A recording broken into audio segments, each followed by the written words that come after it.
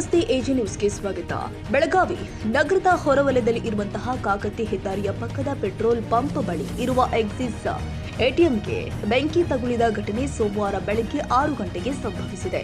ಸರಿಯಾದ ಎಟಿಎಂಗೆ ಬೆಂಕಿ ತಗುಲಿದ್ದನ್ನ ಗಮನಿಸಿದ ಸ್ಥಳೀಯರು ಕೂಡಲೇ ಅಗ್ನಿಶಾಮಕದ ದಳದ ಸಿಬ್ಬಂದಿಗಳಿಗೆ ಕರೆ ಮಾಡಿ ಮಾಹಿತಿ ತಿಳಿಸಿದ್ದು ಅವರು ಸ್ಥಳಕ್ಕೆ ಬಾರದ ಹಿನ್ನೆಲೆ ಸ್ಥಳೀಯರೇ ಬೆಂಕಿ ನಂದಿಸಿದ್ದಾರೆ.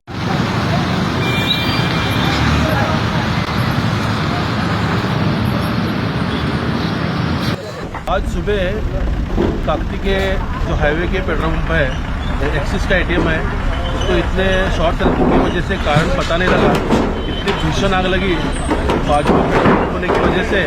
और आजू बाजू में रिहायशी इलाका है तो सभी लोग डर गए थे। आग इतनी भीषण थी कि एक टैंकर वाला जो बाजू में खड़ा है, टैंकर वालों ने इंसानियत दिखाते हुए यहाँ पे आके आग बुझाने के लिए मदद की।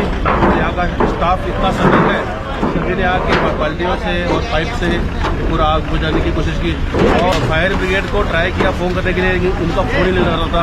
प्रशासन ने ये ध्यान देना चाहिए कि फ़ोन लगाते ही उनका फ़ोन लगना चाहिए, क्योंकि सुबह भी ट्राई करें, पुलिस भी ट्राई कर रहे हैं और ये सभी लोग ट्राई करें, हम लोग ट्राई कर रहे हैं फायर ब्रिगेड के फ़ोन लगाने के लिए, लेकिन उनका नहीं लग रहा था। क्या कारण है अभी प्रशासन ने देखना चाहिए। काकती ಪೊಲೀಸ್ ಠಾಣಾ ವ್ಯಾಪ್ತಿಯಲ್ಲಿ ಘಟನೆ ಸಂಭವಿಸಿದೆ. ಕನ್ನಡಿಗರ ಮೆಚ್ಚಿನ ನಿಮ್ಮ ಎಜೆ 24/7 ನ್ಯೂಸ್ ಕನ್ನಡ ವಾಹಿನಿ ಇದೀಗ ಟಿವಿಯಲ್ಲಿ ಲಭ್ಯ. ಒಂದು ವೇಳೆ ನೋಟಿಸ್ ಕೊಟ್ಟಿದ್ರೆ ವಾಪಸ್ ತಗೋತೀವಿ. ಇವತ್ತು ವಕ್ಫ್ ಪ್ರಾಪರ್ಟಿ ಅಂತೇಳಿ ಬರ್ತದೆ ಅಂತ ಹೇಳಿದ್ರೆ ರೈತರು ಬೀದಿಗೆ ಬಂದ್ರೆ ಏನ್ ಮಾಡ್ಬೇಕಾಗತ್ತೆ? ಯಾರು ವೋಟ್ ಹಾಕಿಲ್ಲ ಅಂದ್ರೆ ಗ್ಯಾರಂಟಿನೆಲ್ಲ ಸ್ಟಾಪ್ ಮಾಡ್ಬಿಡ್ತೀವಿ.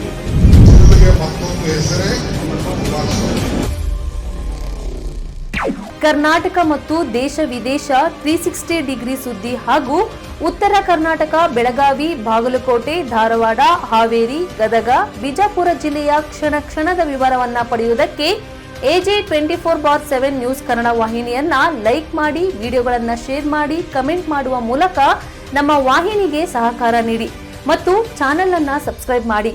ಧನ್ಯವಾದಗಳು.